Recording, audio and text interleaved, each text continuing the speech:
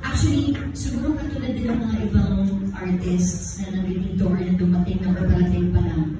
Because of motherly me, kaya ako naging artista. Ako yung first artista sa family. And right after doing Jollibee commercial, pinatawag ako ni Tito Domas, ni Hano, at si Meme is somewhere here. So si Meme talagang was the first producer ko. So producer sila ng Palibasa na namin. And then Tito Doms brought me to Mother, dito sa Regal. So I was 12 years old, and then natatandaan ko, pinatayo ako ni Mother sa lamesa. I think she likes doing that, pag may mga bata, pinapatayo sa mesa, tapos pinapakanta niya, pinapasayaw niya, pero nakabakuman. Tayo ka nga doon.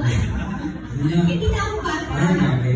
So, anyway, alam mo magagalit si Mother, hindi na ako na yun. So, yun yung fondest memory, kasi parang, bakit ako pinatayo sa mesa? But anyway, I tried to sing, I tried to dance, and sinubukan ko din umacting, but hindi ko lang kung nakita sa akin ni Mother, but right away, pinasign na niya ako ng contract. That time, 5 years, ganun yata yung mga contract natin dati. 5 years, 16 pictures. Mother, tama ba ako? Ewan ko, pero parang ganun. And then, so, like I said, I was the first artist in the family. So parang, what is happening? What is happening?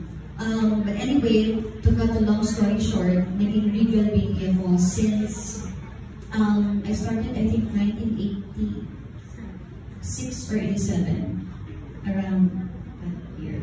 And since, hanggang sa tumanda na ako, Regal pa rin.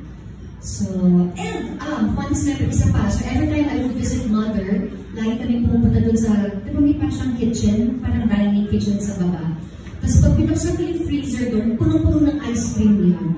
So, since alam niya, favorite ko yung ice cream, lagi na sinasabi na, kumain ka ng vanilla ice cream. So, we would always eat ice cream together. So, alam nila bata ko na favorite ko yung ice cream. Kaya yun yung parang mga fondest memories ko with her.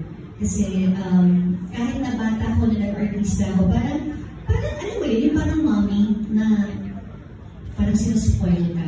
Ganyan. So, I just want to say thank you to Mother because, like I said, kung hindi dahil sa kanya, wala ako dito sa industry na to. Wala ako. Hindi ako makakamuha ng movies. Thank you for giving me the chance to be an artista. And kung hindi rin dahil sa kanya, hindi rin tayo magkakakilala. Kung hindi tayo magkakakilala, di wala tayong twins. So si Mother talaga lahat, diba? So Mother, thank you from the bottom of my heart. Thank you so, so very much. And I will always be grateful to you and to your family. And kahit hindi tayo nagsasalita, you know that I love you.